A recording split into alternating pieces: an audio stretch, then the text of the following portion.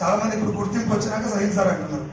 నా దగ్గర ఏం లేనప్పుడు, నన్ను ఎవరు నమ్మనప్పుడు, నేను బిజినెస్ పట్టుకున్నప్పుడు నా దగ్గరకు వచ్చిన ఒకే ఒక లీడర్ ఇప్పుడు మీతో మాట్లాడిన సరస్సు మేడం. నా ఇన్కమ్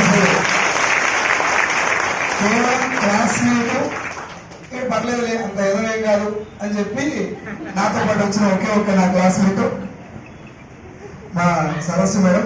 సో ఇప్పుడు 2,23,000 ప్లస్ 14 lakhs వర్త్ కారు. చాలా మంది లేడీస్ కి ఇప్పుడు ఒక ఇన్స్పిరేషన్. అట్లా నా టీంలో చాలా మంది లేడీస్ ఉన్నారు, బట్ ముందు వచ్చిందైతే సరస్సు మేడం, అందుకని క్లాస్ ఫోటో వల్ల. సో ఓకేనా, నువ్వు చెప్పినట్టు రైట్. కొత్తగా అడిగిందా సార్? ఫస్ట్ టైం ఎంతమంది వచ్చారు? ఫస్ట్ టైం కొత్తగా వచ్చినాడు. Okay, thank you so much. మీ అందరికి happy welcome to the great Vistage family and MSR association. ఎంతమంది చేతులు లేబట్టిన వాళ్ళు అన్నా సరే ఇక్కడ ఎందుకు అదే మా అనిల్ కుమార్ యాదవ్ లెక్కనే ఉన్నాడు అన్న. సరే ఇప్పుడు చేతులు లేబట్టిన వాళ్ళకి అనుమానం ఉంటుందా ఉండదా? బిజినెస్ మీద డౌట్స్ ఉండే డౌట్స్ ఉండాలన్నా ఉండొద్దా? ఖచ్చితంగా ఉండాలన్నా? ఏం డౌట్ లేకుండా ఎవరు చెప్తే అని వింటవాళ్ళం. అనుమానం 100% ఉండాలి, 100%. ఈరోజు మనం ఎంత ప్రేమతో కాపురం చేస్తున్నటువంటి మన భార్యనైనా ఫస్ట్ టైం పెళ్లిసూపులల్లా అనుమానంతో మనల్ని చూసింది, మనం కూడా అనుమానంతో. వేరే విషయాలు కాదు, మంచోళ్ళే నా ఇల్లు, అటే తరాలు ఇటే తరాలు, ఇది అనుమానమా కాదా? ఎంతో ప్రేమతో కాపురం చేస్తున్న భార్యను కూడా ఫస్ట్ టైం డౌట్ తోడే చూసినాం. ఇప్పుడు ఈ సార్ను పెళ్లి చేసుకున్న ఒక మేడం కూడా స్టార్టింగ్ లో చూసినప్పుడు హీరో లెక్క ఉన్నాడు, ఖాళీగా ఉండో లేదు అని చెప్పి చెక్ చేస్తా లేదా? ఏమన్నా ఇంతకుముందు చెక్ చేస్తా లేదా? మరి జీవితంలో కలుపుకోబెట్టేటువంటి బంధానికి అనుమానం ఉన్నప్పుడు కొన్ని లక్షల మందితో ముడిపడేటువంటి బిజినెస్ లో అనుమానం ఉండాలా ఉండొద్దా? అనుమానంతో మంచి జరుగుతుందా చెడ్డ జరుగుతుందా? 100% మంచి జరుగుతుంది. కానీ ఎప్పుడు జరుగుతుంది అంటే, ఇప్పుడు ఫర్ ఎగ్జాంపుల్ అక్కడ వాచ్ ఉంది, మదీనా వాచ్ అని పేరుంది, వాచ్ ఉన్నాడు. ఆ వాచ్ కింద బల్లి లాంటి ఒక సింబల్ ఉంది. ఏంటది? బల్లి. ఇట్లా బల్లి లెక్క కనబడుతుంది. ఈ సార్ ఉండి అది బల్లి అని అన్నాడు, నేను కాదు అన్నా. ఆయన బల్లి, నేను కాదు. ఆయన అవునంటుండు, నేను కాదనుకోని బట్టలు చింపి జుట్టంతా విక్కొని పుదుకుంటాం ఇద్దరం. ఈ పోట్లాడ బదులు ఇద్దరం వాడిపోయి ఉషాన్నం అనుకో, వెళ్ళిపోతారేమో రియల్ బల్లి, ఊసిపోయి కింద పడతారేమో రబ్బర్ బల్లి. అవునా? ఆన్నే ఉంటేనేమో బొమ్మ పెయింటింగ్. ఎట్లా తెలిసింది? ఆడిపోయి తెలుసుకుంటే ఎన్ని గంటలు పడతారు? ఇంటికెళ్ళి ఆడిపోతారు 5-6 సెకండ్, అంతేనా? ఈ మీటింగ్ వచ్చి వెస్టీజ్ అంటే ఏంటిది, డబ్బులు ఎట్లా వస్తున్నాయి, ఎవరెవరు ఏం పని చేస్తే డబ్బులు వస్తున్నాయి అని తెలుసుకోవడానికి ఎన్ని సంవత్సరాలు పడుతుంది? ఒక రోజులో 3 గంటలు. నేను చెప్తున్నా కదా, 3 గంటలు అన్ని మీరు రావటం పోవటం అన్ని పెట్టుకుంటే 3 నుంచి 4 గంటలు. ఈ 4 గంటల్లో బిజినెస్ ఏదో అర్థం అవుతుందా లేదా? వస్తలేరు జనాలు. ఇన్ని చూసినా ఇట్లాంటి. నేను ఒక సింపుల్ క్వశ్చన్ అడిగితే నాకు ఆన్సర్ చెప్పండి. రియల్ ఎస్టేట్ మంచిదా చెడ్డదా? మాట్లాడరా? రియల్ ఎస్టేట్ లో మోసాలు ఉన్నాయా? నీకు రియల్ ఎస్టేట్ గురించి ఎంతో కొంత అవగాహన ఉండలేదు, ఇన్సూరెన్స్ గురించి ఎంతో కొంత అవగాహన ఉండలేదు, చెప్పుల వ్యాపారం గురించి, హోటల్ వ్యాపారం గురించి, బియ్యం వ్యాపారం గురించి, రాజకీయం గురించి, పోలీస్ వృత్తి గురించి, వైద్య వ్యవస్థ గురించి, కన్స్ట్రక్షన్ గురించి, డైరెక్ట్ సెల్లింగ్ గురించి ఉందా లేదా? డైరెక్ట్ సెల్లింగ్ గురించి అవగాహన ఉందా లేదా? మరి ఎందుకు ఇన్ని చూసినా అనబడుతుంది? ఎట్లా అవగాహన లేనటువంటి ఇండస్ట్రీ గురించి ఇన్ని ఎట్లా చూసినావు? ఎట్లా చూసిరంటే, ఏడాది కింద సార్ మా కూడా ఒక 5,000 కట్టించిండు, అలా ముంచిండు, అట్లా చూసిన. మళ్ళా మొన్న 3 నెలల కింద ఇంకోటి 3,000 కట్టించిండు, అలా కూడా ముంచిండు, అది కూడా చూసిన. నువ్వు చూడలే, మునిగినావు అంతే. మునిగినావు, వాని దగ్గర ఒకసారి ఇంటి దగ్గర ఒకసారి మునిగినావు. ఫర్ ఎగ్జాంపుల్ రియల్ ఎస్టేట్ నేను చేస్తున్నా. ఈ సార్ దగ్గరకు వచ్చి, సార్ ఒక మంచి కార్నర్ బిట్టు సింహాపూరి హాస్పిటల్ కు అపోలో హాస్పిటల్ మధ్యలో ఉంది, కొనుక్కుంటా వాడినా, ఇగో పైసలు తీసుకో, ప్లాట్ ఇక్కడ అక్కడ ఎమ్మడే. ఏం చేస్తాడు? ఏడ ఉంది ప్లాట్, అది నీ పేరు మీదే ఉందా, లింక్ డాక్యుమెంట్ లేనివి, రిజిస్ట్రేషన్ ఏడైంది, అది కొడితే మన భూమాతను ధరణి మీకేముందో అది ఆన్లైన్ ఉందా లేదా చెక్ చేస్తారా లేదా? అన్ని చెక్ చేసుకుంటూ చూస్తారా? ఎంక్వైరీ చేస్తారు. నాకు మాట చెప్పండి, రియల్ ఎస్టేట్ మంచిదా కాదా? మంచిది అయినప్పటికీ చెక్కింగ్ ఎందుకు చేస్తున్నాయా? రియల్ ఎస్టేట్ బిజినెస్ మంచిదే కానీ అందులో ముంచేటోళ్ళు కూడా. అంటే నీకు రియల్ ఎస్టేట్ అంటే ఎంత అవగాహన చూడు, ఇది మంచిదే కానీ ఇలా మంచి ఉంది. ఇన్సూరెన్స్ రాగానే సార్ ఒకవేళ నీకేమైనా నీ భార్యకు 5 కోట్లు వస్తాయని ఇగో తీసుకో కట్టు బాండి అంటున్నా ఎమ్మడే. ఏం ప్లాన్? టర్మ్ ఎంత? నేను ఎంత కట్టాలి? సంవత్సరానికి ఎంత? ఏం కడితే ఏమొస్తుంది? నాకేమైనా రిస్క్ జరిగితే ఏమొస్తుంది? ఇవన్నీ ఎంక్వైరీ చేసి ఇంకో 2-3 అడిగి నీకు నచ్చితేనే డబ్బులు కట్టు. Yes sir no?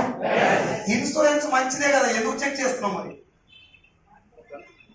మంచిదే కానీ అందులో ముంచటోళ్ళు కూడా, కట్టించుకున్న గోమాట కట్టించిన గోమాట అన్నోళ్ళు కూడా ఉన్నారు. Yes sir no? కట్టించుకొని బాండి కూడా నెత్తిలో దుమ్ము కొట్టిపోయిన వాళ్ళు కూడా ఉన్నారు. పండ్ల వ్యాపారం మంచిదా చెడ్డదా? మంచిదా చెడ్డదా? పోయి ఆపిల్ పండు తనమి పండు తెలుగు పండు వేసుకొని సంచి తెచ్చుకొని దొరికినావా? చూస్తారు కదా ఇట్లా. పండ్లు మంచిదే కదా, చెకింగ్ ఎందుకు? అందులో కూడా చెడు ఉందా లేదా? డైరెక్ట్ సెల్లింగ్ నీకు రియల్ ఎస్టేట్ మీద ఉన్నంత అవగాహన డైరెక్ట్ సెల్లింగ్ మీద లేదు కాబట్టి ఇలా మోసపోయే ఛాన్స్ ఉందా లేదు? ఇప్పుడు మనం ఏం చేయాలి? దీన్ని డైరెక్ట్ సెల్లింగ్ ని రియల్ ఎస్టేట్ మీద ఎంత అవగాహన ఉందో దీని మీద ఎంత అవగాహన వచ్చిందాక తెలుసుకోవాలి. ఏ సార్ నో? ఇప్పుడు నాకు మాట చెప్పండి, ఒక్కటే మాటలా డైరెక్ట్ సెల్లింగ్ అంటే ఏంటి? నీకేమైనా ధమాకరమైన సార్ ఇప్పుడే తెలియదని చెప్పి మళ్ళీ అడుగుతాం అని అనిపిస్తా లేదా? మళ్ళీ అడుగుతున్నా నేను, డైరెక్ట్ సెల్లింగ్ అంటే ఏంటిది? అరే పిచ్చి లేసిన ఆదా తెలియదంటే మళ్ళీ అడుగుతావు. మరి ఎందుకు మచ్చా ఇన్ని చూసినా అని చెప్తున్నావు? తెలియదు కదా నీకు.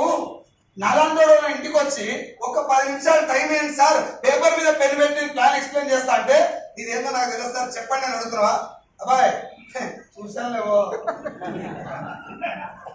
ఎట్టా? How is it possible? ఎట్లా చూస్తున్నావు? ఇండస్ట్రీ తెలియదని చెప్పినవి కంపెనీ ఎట్లా చూసి ఉంటావు?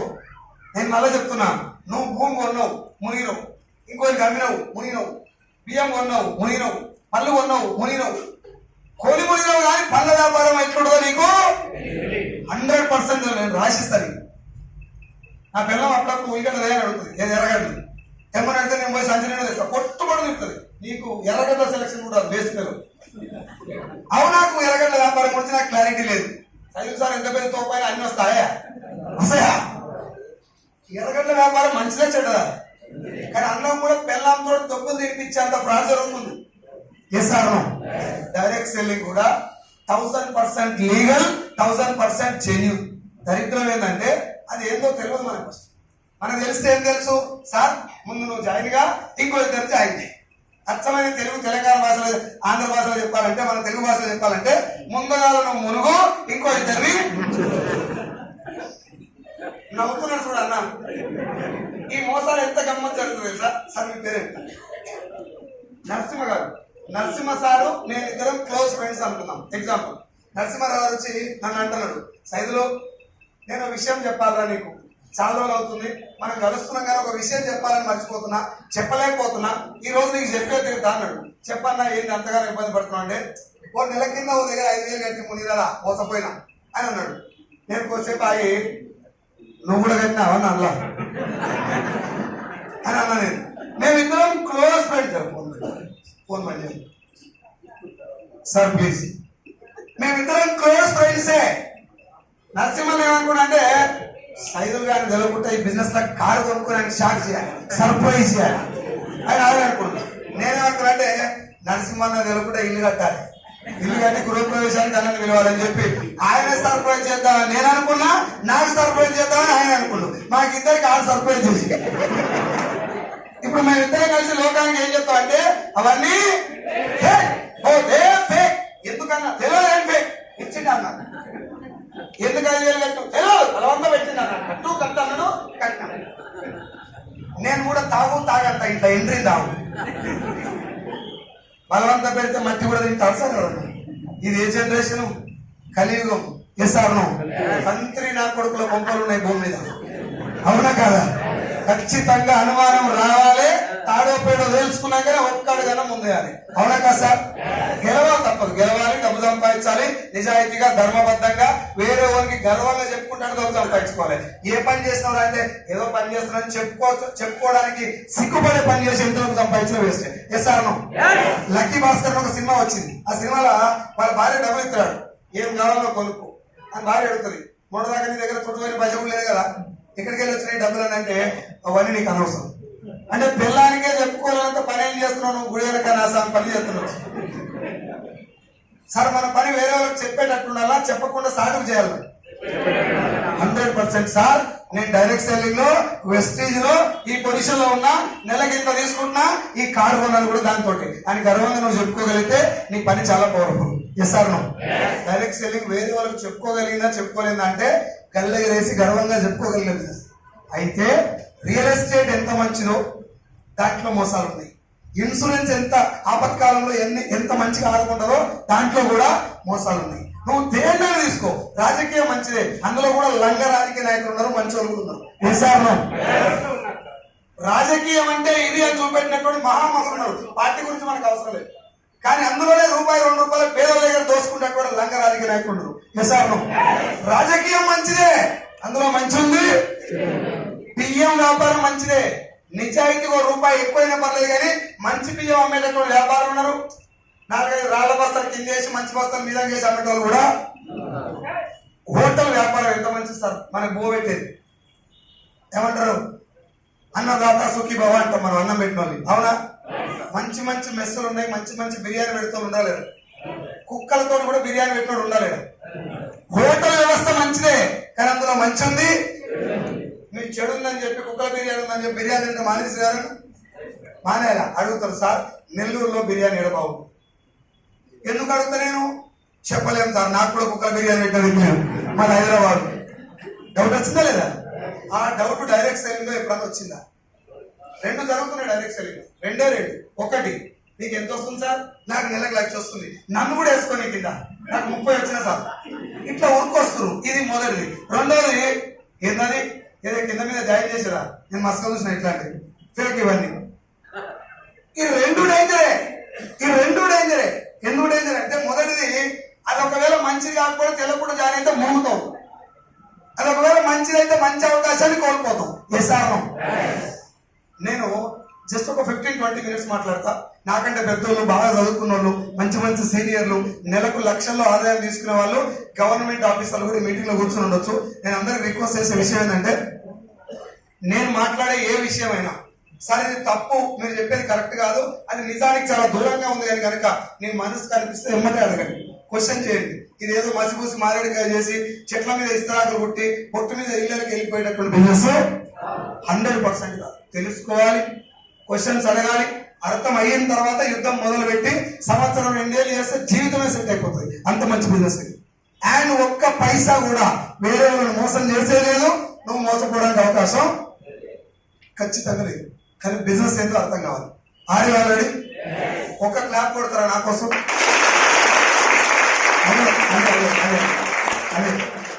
అదే బాధ మనతోటి. నేను అడిగిందండి ఒక్కటే, నేను 1, 2, 3 అంట. 1 అన్నప్పుడు 2 అన్నప్పుడు కొట్టకండి, 3 అన్నప్పుడు కొట్టాలి. ఓకేనా? మీరు 1, 2 అన్నప్పుడు కొట్టినంటే మీరు లైన్ లో లేనంటే 1 తెలుసు 1, 2, 3 ఒక్కటే క్లాప్ రావాలి. మీరు తొడ వినబడద్దు, ఒక్కటే తొడ. ఓకేనా? 1, 2 1, 2 1, 2 చాలా బాగా కొట్టారు, కానీ అందరూ కొట్టలేదు. కొంతమంది ఆనిస్తారు ఇట్లా. నేను రోజు ట్రైన్ లా వాష్రూమ్ దగ్గర కూర్చున్నా, సీట్ లేక. ఒక 1 year బ్యాక్ కూర్చుంటే వాళ్ళు కొడతారా ఇట్లా. నేను ఆమెను అడిగినా, అక్క నేను కొడితే నీ లెక్క సౌండ్ వస్తలేదు ఎందుకు అంటే, కొంచెం పక్కకి రా చూపిస్తాను అని. నాకు పక్కకి ఏమవుతుంది కానీ ఆన్సర్ చెప్పంటే ఆమె చెప్పింది, ఇగో ఈ చేతిలో వేలు ఉంటాయిగా, వేలన్నీ ఇట్లా పెట్టి ఇట్లా కొడితే సౌండ్ వస్తుంది. ఇట్లా ఇట్లా ఇట్లా ఇట్లా కొట్టాలి కానీ ఇట్లా అనొద్దు. అన్నదే చెప్పింది అది కూడా. ఇట్లా కొడితే నీకు నాకు తేడా ఉండదు, ఇట్లా కొడితే సౌండ్ వస్తుంది. ఇలా సీక్రెట్ ఏంటంటే, ఈ వేళ్ళకి అక్యుప్రెషర్ పాయింట్స్ ఉంటాయి. అరిచేతిలో నుంచి ప్రతి ఒక్క వేలుకు కనెక్షన్ తోటి కొట్టడం వల్ల బాడీలో ఉన్న ప్రతి ఒక్క అవయవానికి బ్లడ్ సర్క్యులేషన్ వెళ్ళటం వల్ల నువ్వు తీసుకున్న ఫుడ్ ప్రతి ఒక్క కణానికి వెళ్తుంది. ఈ మాట చెప్పిన సైంటిస్ట్ లాగా చెప్పిన. అందుకే మా ఇంట్లో ఎవరికి హార్ట్ అటాక్ రావు, చప్పట్లు కొడతాం కాబట్టి అన్నదానికి. నేను చప్పట్లు కొడుతుంది సార్ అంటే ఇంకొక ఆయన తొడ కొట్టుకుంటాడు, ఇంకొక ఆయన ముందలాయన కొడతాడు, ఇంకొక ఆయన మైకులు కొడతాడు. మళ్ళీ ఒకసారి కూడా సౌండ్ గట్టిగా రావాలా. 1 2 1 2 1 2 యాక్టివ్ ఉన్నారుగా. నేను మళ్ళీ చెప్తున్నా, నేను మీతో మాట్లాడుతున్నా, ఏదో మీకు ఎక్స్ప్లెయిన్ చేస్తున్నా అంటే నేను మీకు సార్ని కాదు, మీరు నా స్టూడెంట్స్ కాదు.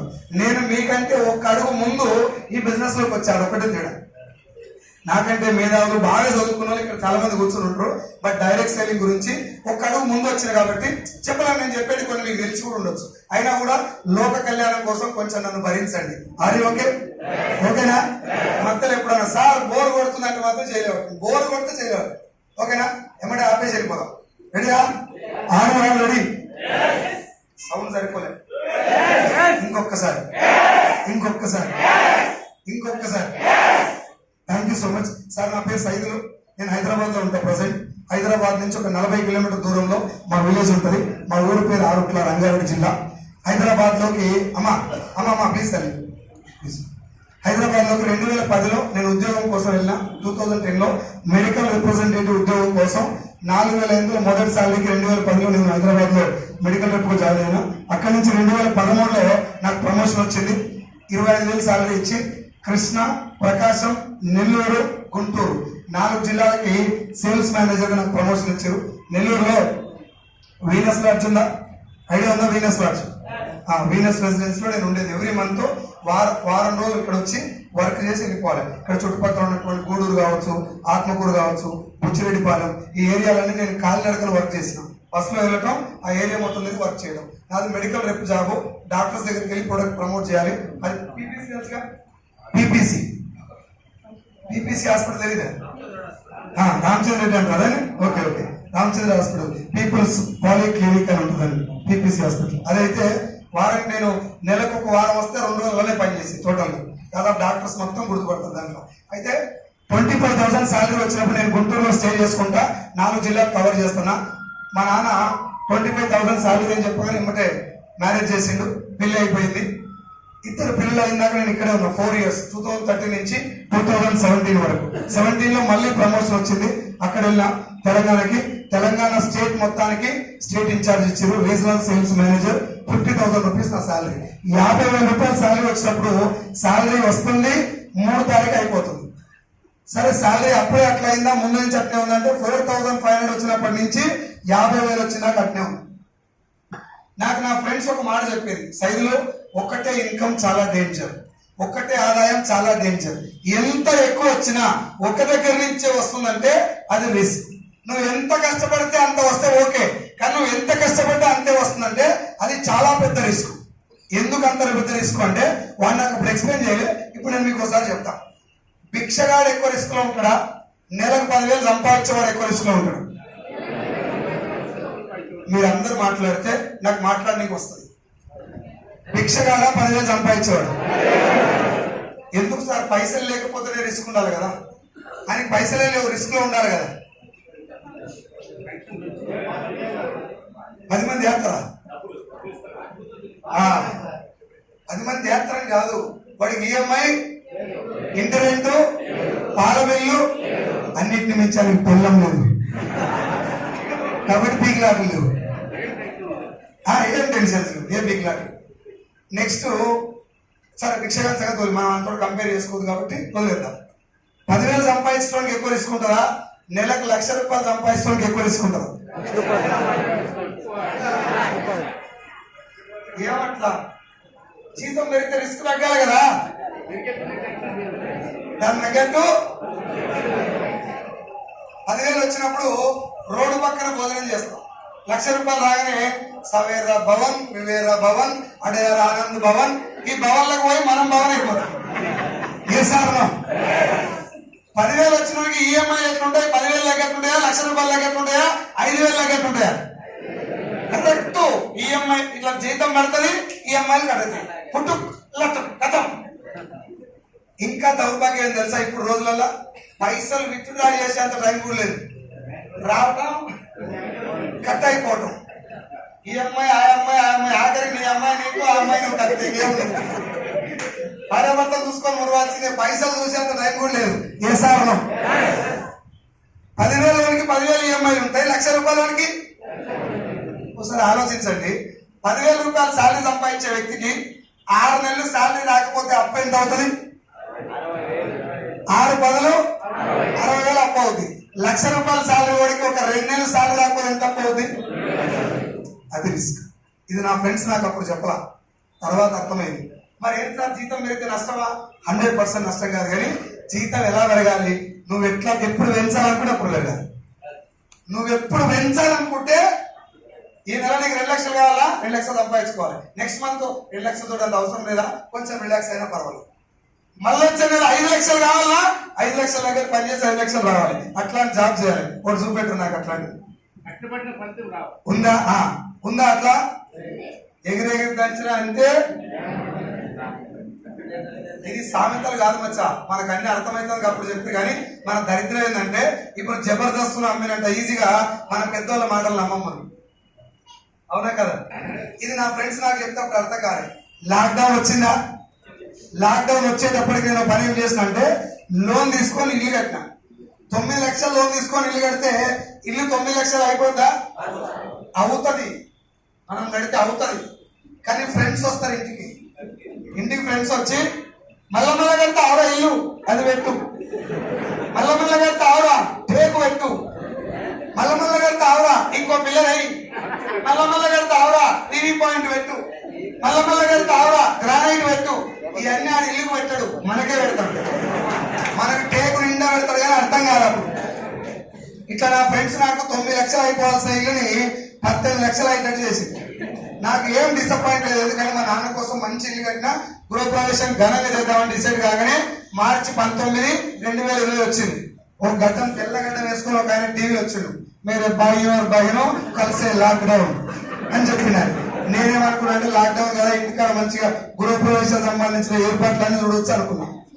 లాక్డౌన్ అంటే మీనింగ్ జీతం తగ్గడం అని నాకు తెలియదు అప్పుడు. కరెక్ట్ 19వ తారీఖు నుంచి 10 రోజులు అయిపోగానే 1వ తారీఖు వచ్చింది, మొబైల్లో మెసేజ్ వచ్చింది, టింగ్ టింగ్. వాట్సాప్ వస్తారు, రెగ్యులర్ మెసేజ్ వస్తారు, టెక్స్ట్ మెసేజ్. ఆ మెసేజ్ వస్తే ఎంత జీతం పడాలి? 15,000 పడ్డది. ఎంత? 50 బన్ గయా 15. దాన్ని జూమ్ చేస్తున్నా, ఇట్లా 1,50,000 ఇటు పడ్డదా? జూమ్ చేస్తే 15,50 అవుతుందా? ఉన్న 15 జర దొడ్డుగా పడుతుందా? నాకేమనిపించిందంటే, నేను చేసిన కష్టానికి 10 సంవత్సరాల కంపెనీకి సేవ చేసినందుకు నాకు మాస్కులకు శానిటైజర్లకు ఎక్స్ట్రా పైసలు ఇచ్చి కావచ్చు అనుకొని వేరే స్టేట్ లో ఉన్న ఫ్రెండ్స్ కు ఫోన్ చేసిన, బాయ్ मेरा तनखा कम हो गया, मेरे इतना ही आ गया, क्या हुआ అంటే मेरे भी उतना ही आ गया. వాళ్ళందరూ చెప్పిన మాట ఏంటంటే, నాకు కూడా గంతే వచ్చింది, మూసుకొని పని చేసుకోవాలి. నాకు అప్పుడు అర్థమైంది, 50,000 జీతం, నేను కట్టాల్సిన ఈఎంఐలు 60,000. సార్ నీకు ఏమైనా పిచ్చి వేసిందా? 50,000 60,000 ఎట్లా కడతాం అంటే, ఫార్మా ఇండస్ట్రీలో సేల్స్ ఇండస్ట్రీ, సేల్ పెరిగే కొద్ది కొంచెం ఇన్సెంటివ్ వస్తుంది. నాకు 30,000 ఇన్సెంటివ్ వచ్చేది, మీద 20,000 మినిమం వచ్చేది గ్యారెంటీగా. అట్లా ఆ ఇన్సెంటివ్ నమ్ముకొని 60,000 ఈఎంఐలు పెట్టుకున్నా, దర్జాగున్నా. ఎట్లా ఈఎంఐలు కట్టాలి అంతా ప్లాన్ వేసుకున్నా. మన ప్లాన్ వేరే, మోడీ సార్ ప్లాన్ వేరే. కరోనా నాకు డబుల్ ప్లాన్ చేసి 60,000 ఈఎంఐలు కట్టాల్సిన టైంలో 10,000 శాలరీ వచ్చి ఇంటి దగ్గర కూర్చొని నెత్తికి చేయి పెట్టుకుని ఆలోచిస్తున్నా. నా ఫ్రెండ్స్ చెప్పిన మాటలు అప్పుడు గుర్తొస్తున్నాయి. మనం హ్యాపీగా ఉన్నప్పుడు ఆరోగ్యం గురించి అని చెప్తే చిరాకు వేస్తుంది. ఈసారి హెయిర్ స్టైల్ బాగుందని పోయి హెయిర్ ఫాల్ కాకుండా ఇది వాడండి ఏమంటాడు? మాట్లాడుతున్నారా? చూసినా నా ఇంటికి అవి మొత్తం ఊసిపోలేక పోయి ప్లాన్ చెప్పు.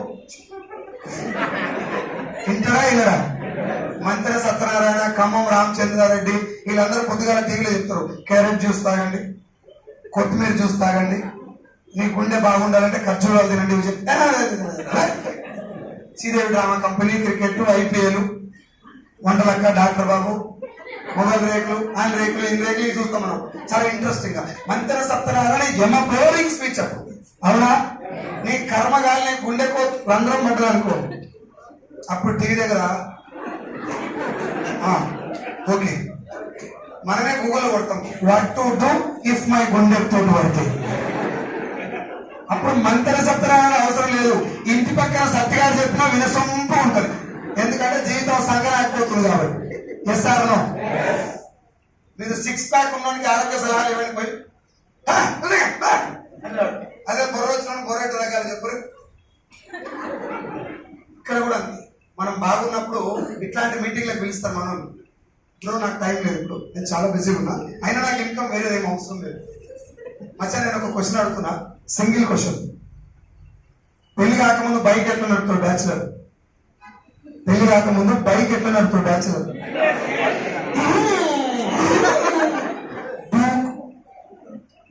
ట్రిగర్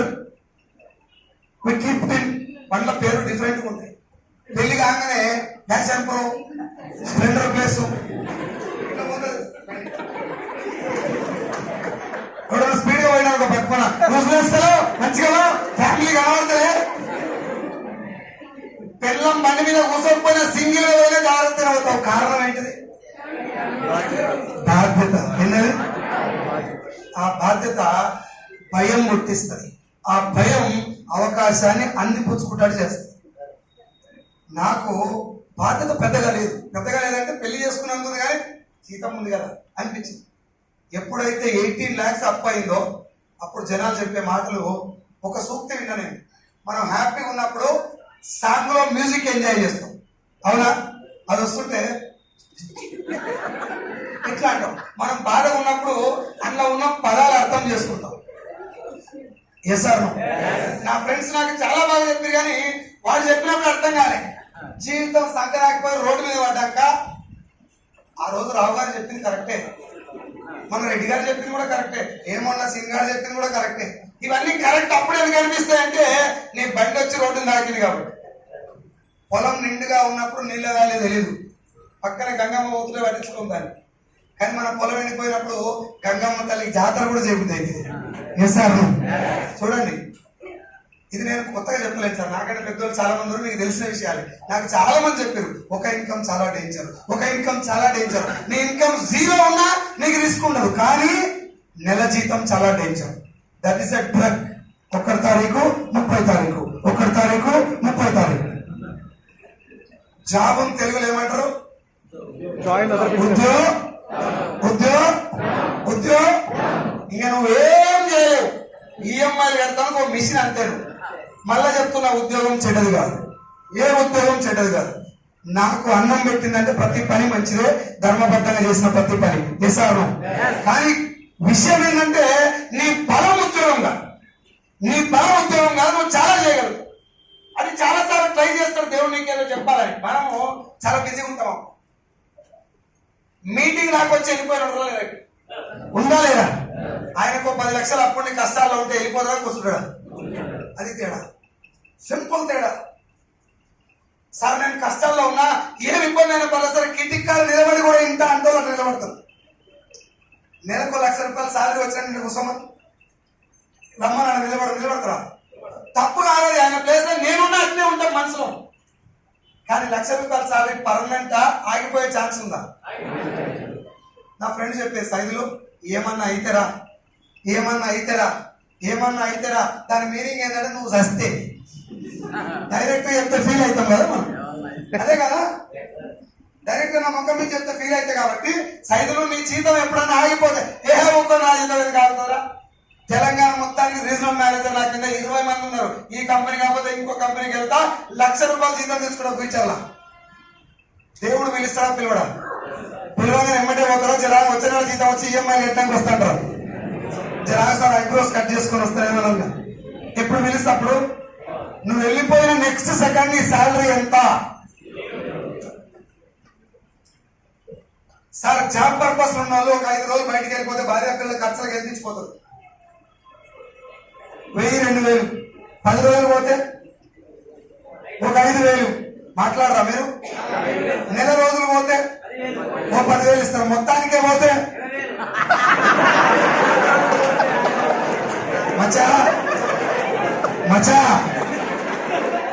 నువ్వు మామూలుగా కాదు వచ్చా, నీకు వేల స్తోత్రం తమ్ముడు. ఇప్పుడు మీరు నవ్వినంత ఈజీ విషయం కాదు నేను మాట్లాడు. 5 రోజులు పోతే 1000 రూపాయలు, 10 రోజులు పోతే 5,000, నెల రోజులు పోతే 10,000 రూపాయలు ఇచ్చిపోతా అని చెప్పిన నువ్వు మొత్తానికే పోయేటప్పుడు ఎంత ఇచ్చిపోతున్నావు నీ భార్య పిల్లలకి అనేది క్వశ్చన్. చెప్పిపోతావా ఏమన్నా? Oh my dear wife, tomorrow I'm going to.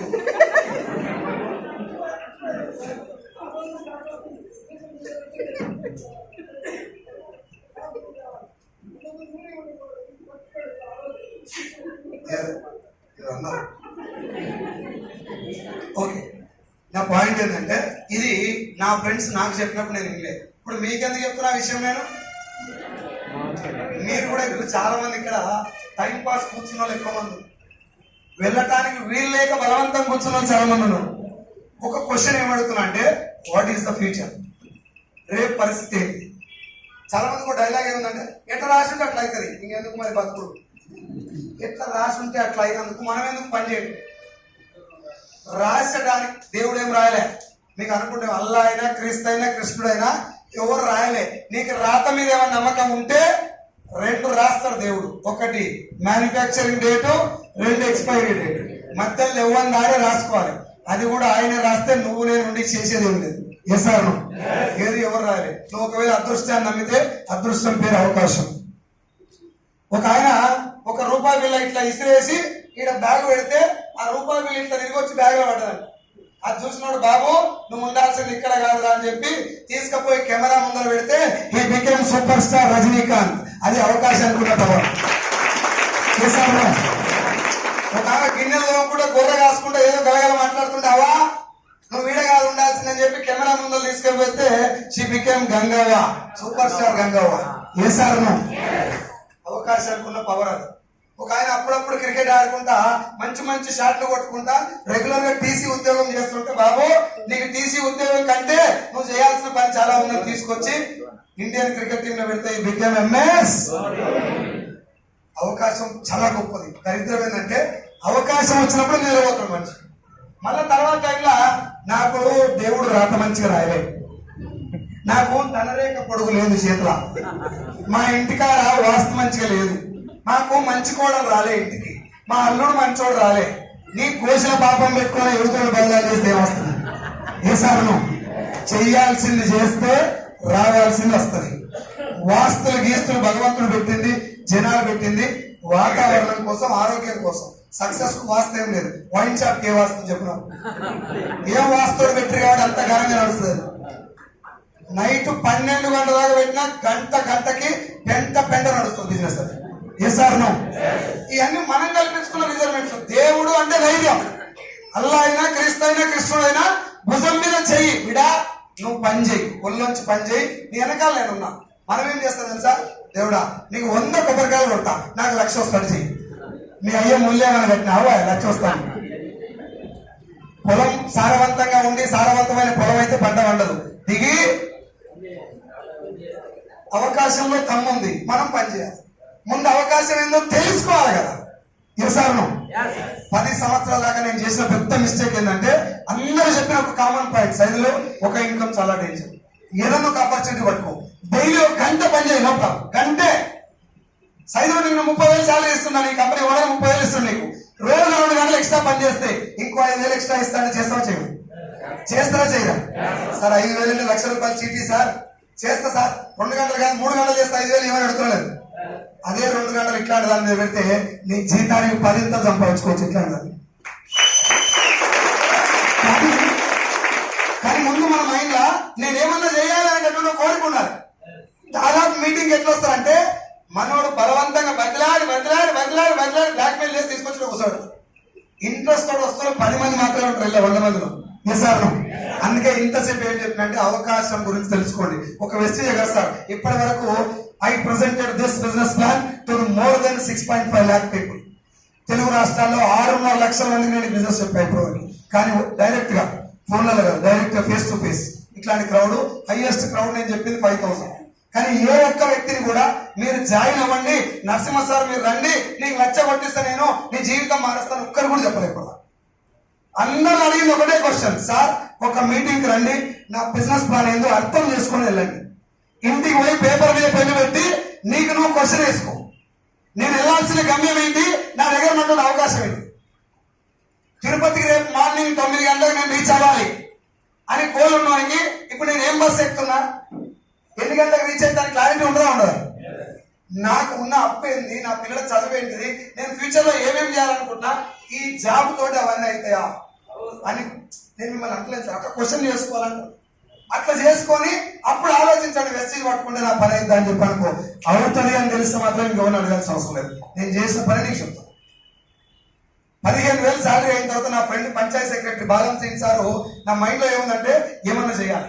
ఇప్పటికిప్పుడు నేను భూమి మీదకి వెళ్ళిపోతే ఈ 18 లక్షల అప్పు నా భార్య పిల్లలు కట్టాలి. నేను ముట్టక ముందు నాకు అప్పు లేదు, నేను ముట్టినాక 18 లక్షలు అప్పు అయింది.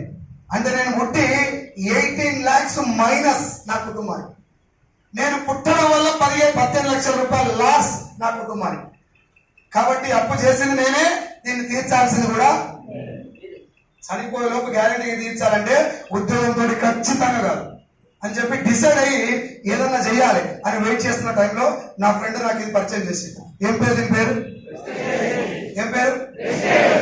వెస్టేజ్ కాదు, వెస్టేజ్. ఏం పేరు? మీరేమో వెస్టేజ్ అంటారు, మీ దోస్తగాళ్ళు వేస్టేజ్ అంటారు ఏకంగా. ఇది వెస్టేజ్. ఏంటిది? నాకు ఈ పేరు మాత్రమే తెలుసు.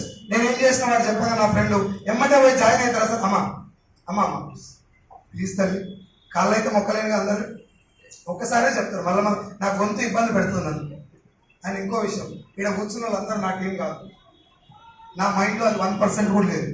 మీరు కొంచెం నాకు సహకరిస్తే మళ్ళీసారి కూడా రాబోతుంది. పోనీ నేను అబద్ధాలు చెప్తే మీరు మాట్లాడుకోండి, నిజాలు చెప్పుకుని సార్ మాట్లాడుతున్నాను, డ్రెస్ కోడ్ వేసుకొని మాట్లాడుకుంటే చెప్పండి, మాట్లాడకండి ప్లీజ్. అది కొత్త వాళ్ళు వచ్చి మంచిగా కూర్చున్నారు, మీరు మాట్లాడుతుంటారా? సో ఇగో ఇది నా పరిస్థితి, మధ్యలో మర్చిపోయి తర్వాత ఏం చెప్తున్నా సార్, ఏం పేరు? నేను ఈ పేరు తెలవగానే నేను ఉన్నది ఆకలితోటే ఉన్నా, ఫైనాన్షియల్ ప్రాబ్లమ్సే ఉన్నాయి. ఎమ్మటే పోయి జాయిన్ అవ్వాలా లేదా? కాదా. ఏం చేసినంటే గూగుల్లో కొట్టినాను. ఎలా గూగుల్లో కొడితే సబ్బులు, సరుపులు, షాంపులు, పేస్ట్లు, బాత్రూమ్ కడిగేది, అంటులో మీద కనబడుతున్నాయి. నాకేమనిపించింది అంటే తెలంగాణ మొత్తానికి మేనేజర్ కదా నేను, ఇంత బతికి సబ్బులు అనుకోవాలా అనిపించి 4 నెలల వరకు నేను మీటింగ్కి వెళ్ళలేదు.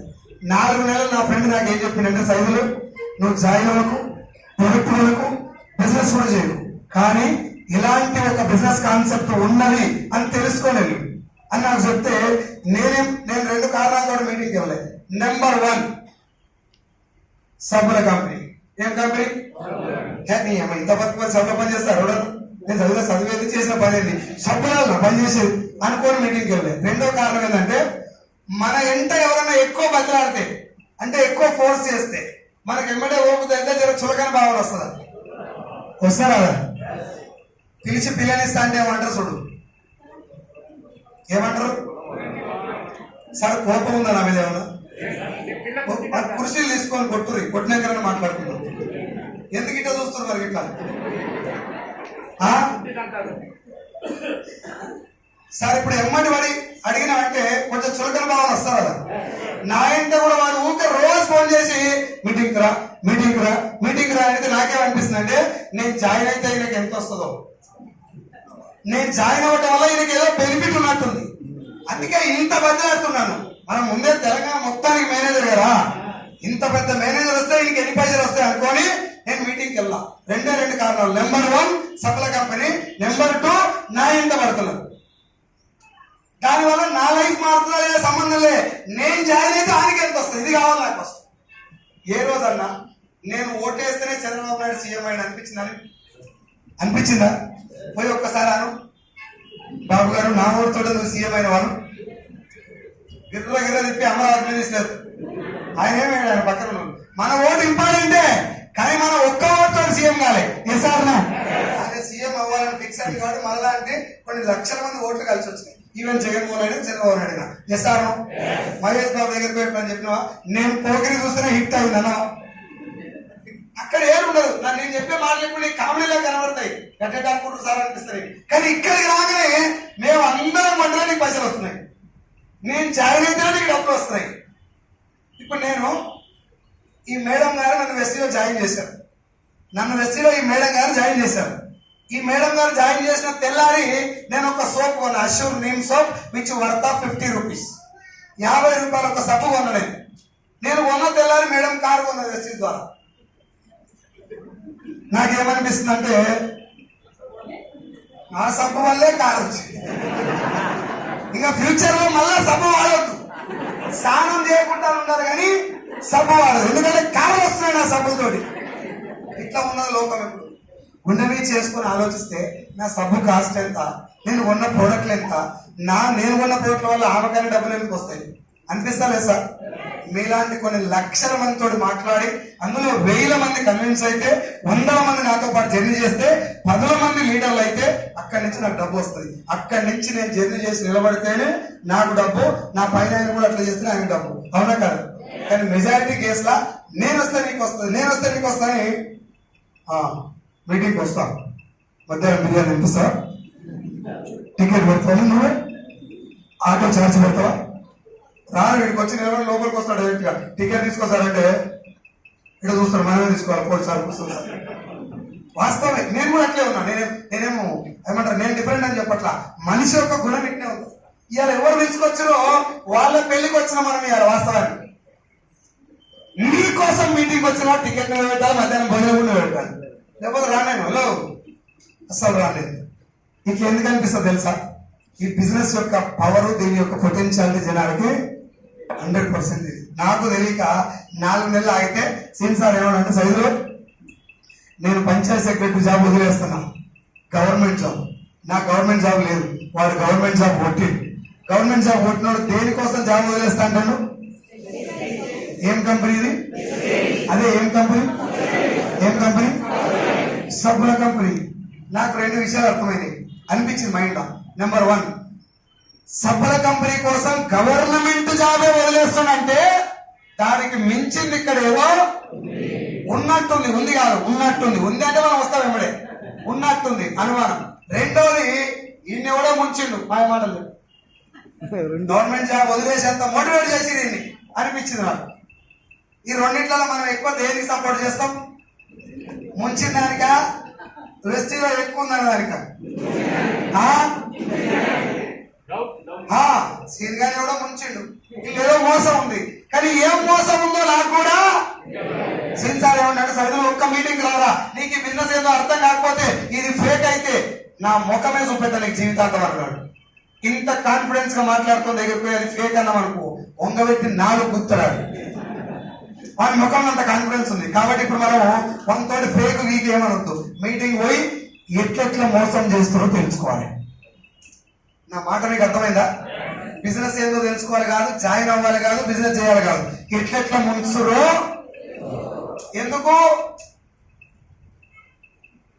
ఎందుకు బిజినెస్ చేస్తానుగా ఆయన బంద్ చేపిస్తానుగా, ఆయన బంద్ చేయాలి ఫస్ట్. మనం బాగుపడపోయినా పర్లేగా, ఎవరైనా బాగుపడతా అని చెప్పి నడుము కడితే వాడు నడుము మొట్టమొదటి లూజ్ చేసేది మనమే. Yes or no? ఎవరైనా పక్కింటి బుల్లెట్ కొనాలనుకో, నరసింహన్న నీ పర్సనాలిటీకి బుల్లెట్ ఖతర్నాక్ సెట్ అయింది, ఆల్ ద బెస్ట్, కంగ్రాచులేషన్స్, ఇంత వైబ్రేషన్ ఉంటుంది వాయిస్ లో. కానీ అవతల పోయి నా బండి పెట్రోల్ లేదు, బుల్లెట్ కొన్నాడు కదా నరసన అని లోపల గ్యాస్ ట్రబుల్ స్టార్ట్ అయింది. ఓ 4 రోజులు కాగా నరసింహన్న బుల్లెట్ ఎవరైనా ఎత్తుకపోయాడు అనుకో, పోయిందా? ఇది ఇప్పుడున్న మనుషుల యొక్క క్యారెక్టర్. 99% ఇంతే. మీరు ఎన్ని చెప్పిన సపోర్ట్లు కొట్టలేదు, దీనికి ఎందుకు పెట్టారు మీరు? అండ్ ఇక్కడ గమనించాల్సిన ఇంకో పాయింట్ ఏంటంటే 99% మనుషుల క్యారెక్టర్ ఇదే అంతే. అలా మనం కూడా ఉన్నవా లేదా? కంగ్రాచులేషన్. సో నా పాయింట్ ఏంటంటే, నేను మీటింగ్కి వెళ్ళడానికి మెయిన్ కారణం ఈ బిజినెస్ లో ఏదో మోసం ఉంది, ఆ మోసాన్ని నేను తెలుసుకొని ఇది అని చెప్పారు, ఇది మానేయించాలి అని చెప్పి కూర్చున్నా. 6 ఉన్నారు ఆ మీటింగ్ లో. మేడం ఎంతమంది? సార్ ఎంతమంది? నేను 7వ వ్యక్తిని. పోయి కూర్చున్నాక 6 చూడాలని నాకు అనిపించింది, తెలంగాణ మేనేజర్ మీటింగ్ వచ్చుడే ఎక్కువ, నాలాంటి వాడు ఇంత చిన్న కంపెనీకి నేను రావడమే ఎక్కువ. ఇది చిన్న కంపెనీ, పుట్టాలి సభల కంపెనీ. మా సీన్ గారు నన్ను జాయిన్ చేసినట్టే వీళ్ళందరూ గర్వంగా చెప్పుకుంటారు, ఓ మేనేజర్ మా టీంలోకి వచ్చినాడు అనుకుంటున్నాను. కాలు మీద కాలు వేసుకొని కూర్చున్నా. కానీ డౌట్ ఏముంది తెలుసా లోపల, తెలంగాణ మేనేజర్ అని చెప్పినాం మనం, ఎంత కొనిపిస్తారో ఎంత కనిపిస్తారో నాతో జాబ్ ఉంటుంది కాదు కదా, పెద్ద మంచి అడితే ఎక్కువ కనబడతారని చెప్పి చులకన కనబడద్దు అని చెప్పి కాలమే కాలేసి ఇట్లా చూస్తున్నాం మీదికెళ్ళి మీటింగ్, ఇట్లా చూస్తే అడగాలి కదా, ఊకే సప్పట్లు కొట్టి నవ్వుకుంటుంటే జర చులకనై సార్ బాగా అర్థమైంది కదా ఆధార్ కార్డు ఇవ్వండి వెంబడే అడుగుతారు, మనం కొంచెం గట్టిగా ఉన్నాం అనుకో అడగాలని చెప్పి గట్టిగా నిలబడతాం. ఒక ఆయన వచ్చి ఏం చెప్పింది నా దగ్గర, ఇప్పుడు నేను వచ్చినట్టు వచ్చి సార్ మీరు ఎవరు బిజినెస్ లో జాయిన్ అవడం కోసం పిలవలేదు, మిమ్మల్ని ఎవరిని కూడా ఇన్వైట్ చేసింది ఈ బిజినెస్ చేయడం కోసం కాదు, ఇలాంటి కాన్సెప్ట్ ఒకటి ఉంది అని తెలుసుకొని వెళ్ళండి, బాగుంటే మీకు ఇష్టమైతే మాతో పాటు జర్నీ చేయండి, కలిసి పనిచేద్దాం, జాయిన్ అవ్వటానికి మాత్రం ఈ బిజినెస్ లో ఈ మీటింగ్ పిలవాలి సార్ అని చెప్పిన ఆయన. నాకు చాలా హ్యాపీగా అనిపించింది. మనసుకి ఏం చెప్పుకున్నంటే ఓహో జాయిన్ ఏమి లేదా, పైసలు కట్టేది ఏం లేదా, కొత్త ఫ్రీగా ఏనుడేనా, విని వెళ్ళిపోదాం, విన్నాక బాగుంటే బాగుంటుంది గ్యారెంటీగా, ఉంటే చెప్పలేము, దేవుడు ఎక్కడి నుంచి అయినా డోర్ ఓపెన్ చేస్తున్నాడేమో అనుకొని వినడం స్టార్ట్ చేసిన 15 నిమిషాలు 15 మినిట్స్ క్లాసు ఈ రోజు నా జీవితాన్ని, నాకు వచ్చే రెస్పెక్ట్ ను, నా ఇన్కమ్ ను, నా బ్యాంకు బ్యాలెన్స్ ను, అంతిమంగా నా జీవితాన్ని ఎంటైర్ 360 degrees టర్న్ చేసింది ఆ 15 నిమిషాల క్లాస్. ఇప్పుడు ఆ 15 నిమిషాలు ఎవరు జరిగింది మనం మాట్లాడుకున్నాం. ఆల్రెడీ ఇట్లా కాదు, ఇంకా కొంచెం సరే. ఇప్పుడు ఈ రోజు, ఈ డేట్, ఈ వారం, ఈ టైం మళ్ళీ నీ జీవితంలో తిరిగి వస్తుందా? రాదు. కాబట్టి ప్రతి ఒక్క సెకండ్